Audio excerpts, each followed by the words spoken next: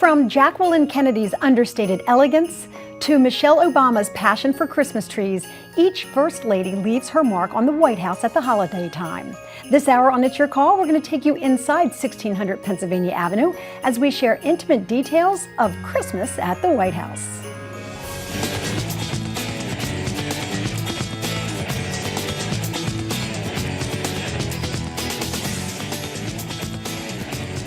It is that time of the year again when the Christmas trees are being lit, the decorations are up, and families are sharing their traditions of the season. And it's not just in your home and mine, it's also happening at the first family's home, the White House. Today, we're going to give you a glimpse of what it's like inside the White House at Christmas time. Hello, everyone, and happy holidays. I'm Lynn Doyle, and it's so good to have you with us. For those of you who have watched the show for years, you know that this is my favorite time of the year. Decorating has always been a passion of mine, along with collecting hundreds of Santas of all shapes and sizes. And of course, my Christmas village has become legendary. It sometimes even surprises me. But I have always loved it, my kids loved it, and now my 7-year-old twin grandsons are loving it. Some new traditions and collections have come up along the way, proving it's never too late to get new ideas. In fact, we featured my home and mini decorating ideas on the show over the years, and that's why I was absolutely thrilled when one of my friends and my longtime guest, Colleen Christian Burke, wrote a book about decorating. But it's not just any book, it's one about White House traditions. It's called Christmas with the First Ladies, the White House Decorating Tradition from Jacqueline Kennedy to Michelle Obama. And she was inspired to write it after she was part of the decorating team who designed the second Bush administration White House. It's great to have you back with us. Thanks for having me. And happy holidays. I feel like I'm coming home. It's always great to see you. Thank you. And not only did you decorate the Bush White House, but you were invited back this year to the Obama family home. It was quite an honor, and I'm so happy to have been able to do it. And I've got so much great info about it for you, so I can't wait to share. How much fun was it to go to the Obama family home and decorate it for Christmas? It was really an honor, and it was one of those pinch me moments. When you're in the White House, you just can't believe that you're there, and then you're so humbled to be able to work and make something enjoyable for the family and the Americans who will visit. So what is her style like? How would you describe it?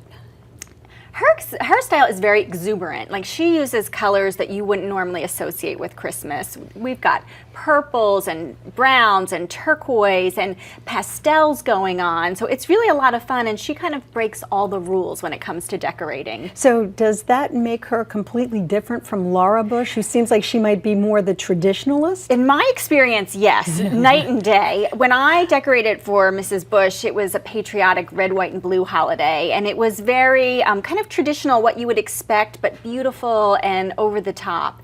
Michelle Obama takes it just a different direction and just shows us that all Christmas decorating can really be fun, and you don't really have to be inside a certain mold. But she does share the same meaning that Mrs. Bush did, meaning what's really important about the holidays and how do we bring that forth. Well, you must have done a great job, because you got that call to return after decorating for Mrs. Bush. How does that process work? When do you learn that you're part of the decorating team? I learned in both instances. I learned in the summer, so that was really an honor. When I say that I campaigned when I got there the first time, longer than President Obama did to get to the White House. But I really, I wrote letters. I sent sketches of my work, ideas that I had, and this second go round, it's a little bit more streamlined. You can actually apply online now at whitehouse.gov in the summer. And, you just check in, and if the application process is going on, you can apply. Hey, listen, I'm going to send her some pictures of my house. Maybe I'll be with you next year. Yes, you give them a run for their money. Well, I'll tell you, you have so many ideas because you did so much research over the years of the previous First Lady. So I want to start at the very beginning and refer back to your book, because I absolutely love her book. So I want to talk about some of the highlights and some of the surprises, and I want to start with Jacqueline Kennedy. There's so much intrigue about her, and especially in recent weeks, because we just acknowledged the 50th anniversary of the assassination of President John F. Kennedy. What was her style like? What did she bring to the White House? Well, she actually brought a lot to the table. First, she's our style icon, and we're always fascinated with her. But she was the first lady who said, if we are going to have thousands of people to the White House for Christmas, let's be cohesive. Let's have a theme. And she started the tradition of the themes. And her style was very, she liked miniatures. She decorated with tiny little ornaments. But she really gave a lot of thought to it, and the first theme was the Nutcracker. The Nutcracker, which a lot of people like. It's not one of my favorite decorations. She's also the first lady to bring in children to the White House in a very long time. What was the impact of having them there? Well, you know what? Everyone wanted to see John, and Caroline in the White House. And one of the things that I have in the book are these amazing pictures of them on Christmas morning, which are really just heartfelt and charming. They had their stockings. But Jackie's private tree was a little haphazard. It was a little messy, but her public tree was perfect. Much like our lives, right? Exactly. Our life seemed like it was perfect, but of course we've learned in those 50 years since that it could be a little messy. Yes. And of course she only had 2 Christmases. Only 2 Christmases in the White House. Much too fast, but the pictures that we do have are really amazing. And she did leave a lasting impression. Let's move on then to Lady Bird Johnson. Yes. It was very difficult for her the first Christmas in the White House because it was literally just weeks after we had lost a beloved president. Exactly. And before writing the book, I never thought about that. How did they celebrate Christmas after the assassination? And in fact, what they did was they left up the black funeral bunting for almost all of December. And it wasn't until Christmas Eve where Lady Bird Johnson said, it's time for Christmas. Down came the funeral bunting, and very simply, greens were brought in throughout the house to signify it was Christmas Eve. And she put on a red dress to show the world it's time to start turning to something new. You know, much like you just said about not realizing it until you really read the book, I didn't realize it myself until I read the book that they did have to deal with the national tragedy. But they had a great time in moving forward because they had a wedding at the White House, which was very unusual. And a Christmas wedding, no less. So it was the event of the season that year, and there were 350 guests, and the bridesmaids wore these beautiful red gowns, very 60s, and it was the event that everyone wanted to go to. And they had, I think they had a total of 7 or 8 Christmases in the White House, and it was really amazing. Wow. So after that comes the Nixon era. Yes. How would you describe Pat Nixon's decorating style? Well, Pat Nixon, she really was an innovator, and I didn't realize it until I studied the book. She was the first lady who said, you know what, let's have candlelight tours in the evening so that working people can see these decorations. She made the White House accessible to the handicapped and the deaf and the blind, but her style was a lot of gold, and she had these state flower balls, and she mixed it up every year. She decorated the chandeliers, she decorated the archways. She had a lot of fun with her decorations. You know, a lot of people don't think of the Nixon administration as being warm and fuzzy. Yes. And yet she as a first lady really was. She was very embraceable. And you know what? There were, magazine polls done at the time, and she was America's favorite housewife. And I had no idea because I had the post-Watergate impression. But at the time, she was beloved. And of course, I love seeing these pictures. How were you able to get the rights to show all of these and share them with us? Well, what I learned is that our presidential families basically travel with photographers, and those photos they belong to the American people, and the families sign off on which ones should be allowed to be viewed, and these are in the presidential museums. Well, they're absolutely stunning. I have to do a little commercial here because I'll tell you the book is spectacular to look at. I mean, you're looking at it on television, but in person when you have the book in your hand, pictures and the story, just fantastic. Okay, so let's move on then to Betty Ford, who was another first lady in the White House after a national tragedy. Was she able to embrace the holidays with the kind of enthusiasm that she might have wanted to if her husband hadn't gotten that job because of a resignation? Well, you know what? She was very happy to be there, and she really took on the job, but it backfired a little bit on her. She tried to have a frugal Christmas, and it was going to be a calico Christmas with fabric made by Americans, and she ended up spending more money than the 3 first ladies before her combined, and she was vilified in the press. Oh, no. And you want to guess how much she spent? Now it'll probably seem like nothing, Nothing. right? She spent $1,600, and she ended up having to pay it out of her own housekeeping budget. So it changed the way the decorations were paid going forward. $1,600. What could you even Wouldn't decorate you with love that? for people to spend in Washington, D.C. $1,600 now? Okay, so she was a little bit more, she tried to be thrifty, Yes. but not nearly as homespun, to use that terminology, as the First Lady who followed her. Right, That would be Rosalind Carter. Rosalind Carter from Exactly. Georgia. Yes, so there were a lot of a little bit of challenges with Mrs. Carter's pictures, trying to put our best foot forward, because some of their decorations were not as spectacular as previous First Ladies. But there is a funny story. They tried to decorate with apples one year, and they were live apples, and he was a farmer, so it seemed like a good idea, except there was a heat wave that year, and there was a fruit fly infestation in the White House that they could not get rid of. Yeah, you can't kill No. those little bugs, I'm telling And they you. had a lot of them.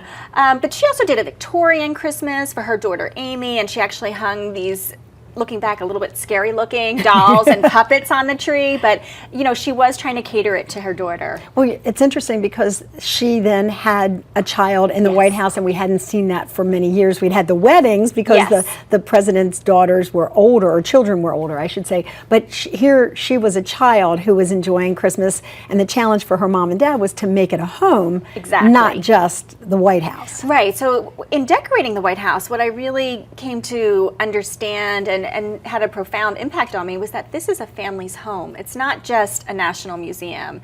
And that these families really, they have experienced great joy at Christmas time in the White House. So how do you scale it down to make it personal? And they did that for Amy. They had ice skating shows, snowman building contests. It was very child friendly in those years. All right, on that note, we are going to take a break. We are very decorating friendly here. We're taking you inside the White House and giving you an idea of what those traditions are and how they came to be.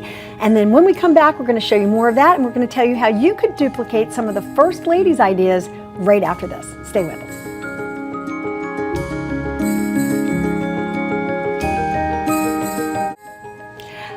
Welcome back again, everyone. I invite you to check out this month's Suburban Life, Philadelphia Life magazine, because I'm very honored to have been selected to be featured in there. Home for the Holidays takes you inside my Bucks County home, and you get to see an idea of all of the different decorations that I have and I have collected over the years. Of course, we're always interested in your ideas, so if you have suggestions on how you make the holiday special around the home, please email me. I'm at lynn@lynndoyle.net. You can also find us on Facebook. You can follow me at Twitter. I'm at Lynn Doyle TV. And of course, all of our shows are on YouTube and on demand. We're glad to have you back with us. I have a very special guest and a good friend here with me, Colleen Christian Burke. She's written a book about Christmas with our First Ladies. And so we are going through the years and We getting sure a are. sense of what each First Lady claimed as her claim to fame. Let's talk about the Reagans. We were just saying about the homespun holidays of Rosalind Carter. I can't imagine how different it was when the Reagans When Mrs. took up Reagan showed residence. up, there was a new sheriff in town. There certainly was. So she was what, over the top? She was over the top, and that's what we really love about Nancy Reagan. And you know, President Reagan went right along with her. Of course, he had no choice. She had no choice. She really understood a photo opportunity, and she really wanted to bring glamour to the White House. And so she introduced thousands of gold snowflakes and snow-laden trees, and it was just really breathtaking and unbelievable. This is one of the pictures in the book of Nancy Reagan, and she does have like 3 huge trees decorated over the top, as you said, with the tinsel. It really says it all about her and really that administration. Yes, and you know what? She actually had celebrity Santas even come and surprise the president every year, and they were, you know, the most famous one, of course, was Mr. T came to the White House, and that always gets a chuckle. But she always called it an old-fashioned Christmas, but it was always over the top. Well, of course, what I'm finding here is when we're talking about the First Lady's style, it sometimes mirrors the president's style Yes. of administration as well. Yeah, a lot of personality comes through in the decorations. And, you know, the Reagans were very much about appearances and images. And even going through their photos, some of theirs were the easiest to pick because they were always aware of the camera, knew how to pose. And we have some really beautiful pictures from that administration. I noticed that Nancy was wearing her Reagan red. Yes. Don't take anything from the fact that we have our red on. It's just the holidays. Although Lynn's house is over the top. But it's not all red. No, it's not all red. Okay, so let's move on now to the first George Bush. Yes. Let's talk about Barbara Bush and what her claim to decorating fame might be. Well, she had a couple, but the best thing was that she got to put the star on the Christmas tree every year, and she went up in a cherry picker, and she did it 8 times. You know, she did it when he was vice president, and then again when she was first lady, and she said it was a very bumpy ride, and she got to take grandchildren up with her. One year she took up some Muppets with her. I mean, she got used to it, but she said she doesn't miss doing it. And she was always very grandmotherly. Yes. Like she's the one that at Christmas you want to just kind of embrace because she seems like America's grandmother. Yes, and one of the themes that she had was she repeated the Nutcracker, but then she also she loved literature and children's books. So we started seeing literary characters pop up in the White House, and she actually hung little storybooks right on the Christmas tree. So she really did tailor it to children also. Well, speaking of children, we're going to move on to the Clinton administration, Yes. and once again, a Here we child is in the White House. And A child who kids is make it more fun, though. absolutely protected from the spotlight by her parents, who now is in the spotlight as an adult. Exactly. But when she looks back on her time in the White House, how do you think she will recall it? How would she describe it? Well, you know what? I think a lot of the themes were actually geared to Chelsea. Mm-hmm. They did the night before Christmas. One year they did the Nutcracker. Chelsea was a ballerina. So Mrs. Clinton has said she really did choose that with her daughter in mind. So even though the public may not have seen her experiencing Christmas, I think she had a great time in the White House. You can see by the smiles on the faces that these families, like the rest of us, really kind of embrace the traditions, embrace the holidays, Yes. and just have a great time. And supposedly they always decorated their own private quarters, that they saved that job for themselves, which is nice for a family. I was wondering about that, whether or not we don't actually get to see the No, private right. residences. All right, let's move on here and talk about Laura Bush. She probably had as big a challenge, if not more so, than Lady Bird Johnson, because she had the first Christmas after September 11th. Yes. And losing the president was a national tragedy. Yes. September 11th just was multiplied with all the loss of life. Yes, and so that year the White House was actually closed for Christmas for Really? security reasons, but they still went ahead with the decorations, and they used the internet, and they had the decorations on the internet, and you could go to the visitor center and you could watch videos of the decorations. And eventually when the White House opened again, they kept with the idea of these little videos, but they came up with the idea of the Barney Cam, who was the first dog, and they were wildly popular. They put a little camera on Barney, and he ran around the house and looked at all the decorations. And so what started out as something that came from a place of sadness became something very fun. In fact, she had her second Christmas, and by then we had started to move toward Yes. normalcy again, and so she did decorate, and it was open Yes. for the public's viewing. Yeah, and she actually repeated she was a librarian, so she repeated her mother-in-law's theme of using books and literary characters. And the year I decorated, it was a red, white, and blue Christmas, and it was all about Uncle Sam because it was an election year, so Santa was kind of dressed as Uncle Sam. And we also saw during the Clintons and through the Bush administration the gingerbread houses getting bigger and more creative and bolder, and that was really fun to learn about also. And then that brings us to Michelle Obama, a very popular First Lady. What kind of insight can you give us about her decorating ideas prior to this year? Okay, so she always picks a theme that cuts to the heart of the matter. Simple blessings, renew, reflect, rejoice. And she always puts our military front and center, which I give her a lot of credit for. The Blue Room tree commemorates our servicemen and women, both active, deceased, and celebrates their families. She really invites military families to the White House. And she's very crafty. She likes to recycle.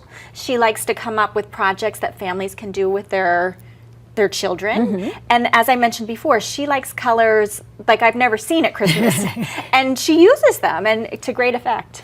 It's interesting because yet again we have children in there, Yes. and so it is all about the family and about the country and what we can do to just make it one of the best times of the year. We're going to take a quick break, but before we go, I want to show you this. You see this beautiful decoration here? These are actually hanging on the tree in the Red room. Okay, so these are a favorite of Michelle Obama's. So when we come back, we're going to show you how you could have on your tree the exact same thing that the First Lady has on hers. So stay with us for that. Okay, we'll be right back.